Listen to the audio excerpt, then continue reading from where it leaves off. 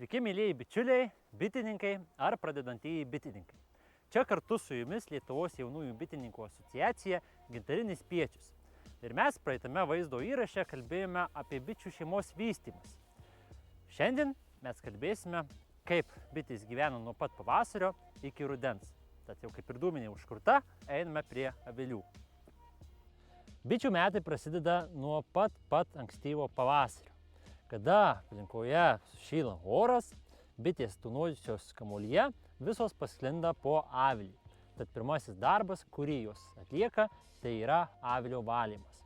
Kadangi pačios bitės negali išskristi žiemos metu į lauką, pirmiausia jos išsivalo ir savo vidurius, o mirusios bitės avilio dugne sudaro nedidelį sluoksnį. Bitininkui pravartu išvalyti avilių dugnus, nes yra sutaupoma bičių darbo energija, kuri anksti pavasarį labai yra svarbi. Nepriklausomai nuo aplinkos temperatūros, normaliai gyvybiniai veiklai užtikrinti, bičių šeimoje yra palaikoma 32–35 laipsnių temperatūra. Dėl to bitėms ypač reikia oro, vandens, angliavandenių, baltymų ir riebalų bei mikroelementų. Aktyvusis laikotarpis normaliomis sąlygomis trunka kovo-spalio mėnesiais. Tuo tarpu žiemojimas trunka nuo lapkričio iki vasario mėnesių. Kalendorinė vasara bitėms yra tikras darbymečio metas. Visa jų veikla nukreipta maisto atsargoms kaupti. Bitininkams šis periodas taip pat ypač svarbus, nes su reikiamu įsikišimu ir pagalba bitėms galima gauti didesnį kiekį medaus, bičių duonelės ar vaško, bei kitų produktų, kuriuos bitininkas gali naudoti rekreaciniams tikslams ar gauti finansinę naudą. Kad bičių šeima tinkamai funkcionuotų, pirmiausia, joms reikia pakankamo kiekio oro. Tūkstančiai bičių, ropinėdamos ant kurių, orą vėdina judindamos sparnelius. Būtent sparnelių mostai sudaro būtinas oro judėjimo sroves, reguliuojančias ir bičių lizdo temperatūrą. Oro srautas priklauso ir nuo oro sąlygų, ir nuo pačio avilio konstrukcijos. Pavyzdžiui, daugiaaukščiai aviliai dar kartais vadinami ir bedugniais. Mat bitininkas gali nuolat dėti aukštukus, taip plečiant bičių šeimą, o gale apačioje yra ištraukiamas dugnas. Tai specialus tinklelis, per kurį gali cirkuliuoti lengviau oras. Taip pat aviliuose dažnai būna įrengta tokia ir ventiliavimo skylutė. Taip pat bitėms ypač yra reikalingas vanduo. Šiltuoju metų periodu bitės darbininkės vandens randa aplinkoje. Ar tai skrisdamos į vandens telkinius, ar tai rasdamos kokią nors balutę ant kelio ar rasos lašą. Taip pat bitininkui yra pravartu anksti pavasarį, kada yra šalti orai, statyti specialias vandens girdyklas bitėms. Taip pat taupoma bičių energija ir pačios bitės, kurios yra ypač svarbios anksti pavasarį, norint gauti produktyves šeimas iki pavasarinio medunešio. Bitėms yra reikalingas ir maistas. Bičių maisto pagrindą sudaro tirpūs ir saldūs angliavandeniai, cukrus. Pirmiausia, tai yra žiedų nektaras ir saldžios amarų išskiriaus, dar kitaip vadinamas lipčius. Bitės taip pat noriai lanko ir kitus angliavandenių šaltinius, pavyzdžiui, vaisius su pažeista luobele. Tik skirtumas tas, kad joms reikia vandens, kad tuos angliavandenius galėtų pasirinkti. Tad atėjus pavasariui, bitininkas privalo bitėms užtikrinti, kad joms netrūktų oro, netrūktų vandens ir netrūktų maisto medžiagų. Visą tai galima padaryti statant girdyklas prie avilių, apšildinant avilius ar duodant maisto, pavyzdžiui, medaus, sirupo ar kandi tešlos. Bičių perai dažniausiai pradedami auginti vasario gale, kovo pradžioje. Dažnai pasitaiko atvejų, kada juos dėl šiltų orų pradeda auginti sausio mėnesį. Bet tai nėra naudinga pačioms bitėms. Mat augindamos perus, bitės pradeda intensyviau naudoti maistą, joms reikia daugiau vandens ir taip pat oro. Jeigu yra tikrai šilti orai sausio mėnesį, jos šiek tiek pasididina savo kamuolį, pradeda auginti daugiau perų, o jeigu ateis staigų šilti orai, kamuolys vėl susitrauks, ko pasekoje gali pilnai neapšildyti esančių perų, jos gali ir suviduriuoti, o blogiausias dalykas, kuris gali nutikti, gali žūti bičių šeima.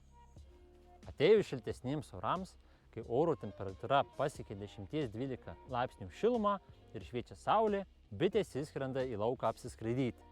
Pačioms bitėms tai yra pats linksmiausias metas. Sukauptas išmatas jos pagaliau gali išnešti laukan. Tokiu metu pradeda žydėti pirmieji medingi augalai ir pačios bitės gali prasinešti ir pirmąjį nektarą, ir pirmas žiedadulkes į savo namus. Medus ir bičių duonelė tai darbo rezultatas. Nektarą jos neša medaus pūsle, į kurį jis patenka susimaišęs su seilėmis. Grįžusios į avilį, jos besifermentuojantį nektarą atryja kitoms bitėms, avilio darbininkėms, kurios papildomai įmaišo su savo seilėmis, daugeliu kartų nurydamos, atpildomos, na, o taip, pilstydamos medų iš kibirėlių į kibirėlį, jos pašalina dalį drėgmės, kol galiausiai meduje lieka 16–20% drėgmės ir medus būna pilnai subrandintas. Subrandinto medaus pilnas koro akeles bitės uždengia vaško dangteliais. Vidutiniškai bitės iš 3–4 kg nektaro pagamina 1 kg medaus. Bitės taip pat minta ir bičių duonele, kitaip tariant, konservuotomis žiedadulkėmis, kuriuose yra apstu baltymų, aminorūgščių, mikroelementų, riebalų ar įvairiausių vitaminų, kurie vėliau patenka į galutinį bičių šeimos maistą. Perų auginimo sėkmė priklauso nuo žiedadulkių gausos ir kokybės. Ką tik išsiritę 1–2 dienų amžiaus bitės valo korių akeles ir palaiko avilio švarą. Tai apima tuščių koro akelių valymą, paruošiant jas naujiems kiaušiniams ir maisto atsargoms. 3–5 dienų bitės darbininkės maitina vyresnės lervas, maišydamos medų su bičių duonele. 60 dienų bitės maitina jauniausiasis lervas. Tai yra todėl, nes tik tuomet pilnai išsivysto bičių pienelį gaminančios liaukos esančios bičių galvoje. 10–15 dienų amžiaus bitės priima nektarą, kurį atneša vyriausiosios 20 ar daugiau dienų bitės. Taip yra taupomas laikas. Atskridusi bitė į namus, nusileidžiant lakos ir įėjusi į avilį, atiduoda nektarą kitom jaunesnėm bitėm. Šios bitės nektarą neša viršun ir sandėliuoja jį koriuose. Taip pat šio amžiaus bitės atlieka ir statybininkų funkciją. Jos pradeda išskirti vašką ir siūti naujus korius, bei nuolat ruošia bičių duonelę.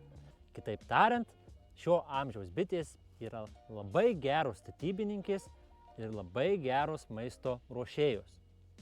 15 ar 20 dienų amžiaus bitės pradeda ventiliuoti ir ginti avilį nuo priešų, o nuo 21 dienos tampa lauko bitėmis ir skrenda į medingų augalų plotus nešti nektarą, žiedadulkes, vandenį ar pikį. Nuo gegužės vidurio iki birželio pradžios pradeda mirti paskutinės žiemą išgyvenusios bitės. Kiekvieną dieną motinėlė deda kiaušinėlius vis intensyviau, išsirita vis naujesnė bičių karta. Tad bitininkas privalo tokias bičių šeimas ruošti medunešiui. Kuo didesnė bus bičių šeima, tuo daugiau medaus jos prineš. Pavyzdžiui, jeigu avilyje yra 25 000 bičių, 15 000 bičių prižiūrės ir maitins perus, o 10 000 neš medų.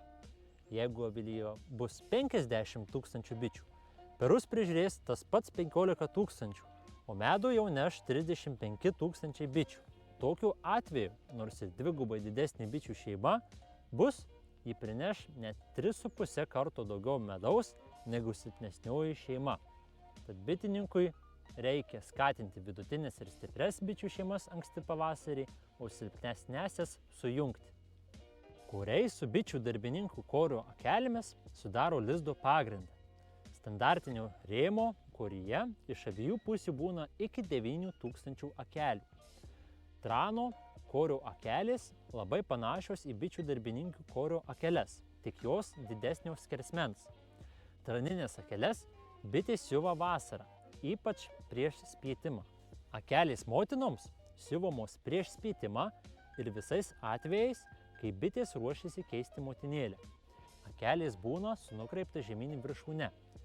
Pasiūtos korio viduryje ar šone jos vadinamos gelbėjimusi, o korio pakraščiuose ir plyšiuose spytininėmis. Jeigu avilyje nutinka taip, kad dingsta motinėlė, kiaušinėlis ar maža lervutė yra pernešama į gelbėjimosi lopšelį ir ten yra auginama bičių motinėlė. Medaus kaupimo arba dar kitaip vadinamos sandėlinės akelės yra korių viršutinės dalies 3-6 cm pločio ruoželiai.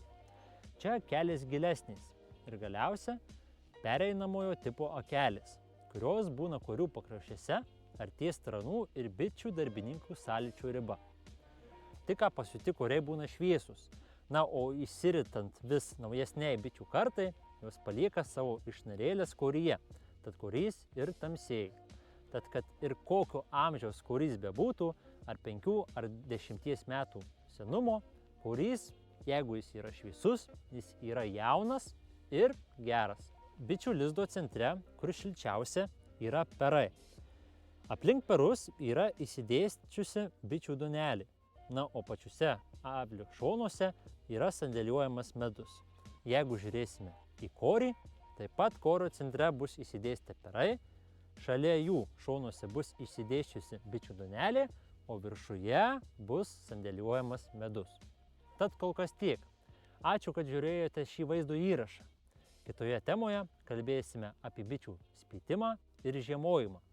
Na, o dabar paspauskite būtinai like, pasidalinkite šiuo vaizdo įrašu ir sekite mus Facebook'e LJBA Gintarinis Spiečius. Iki greito!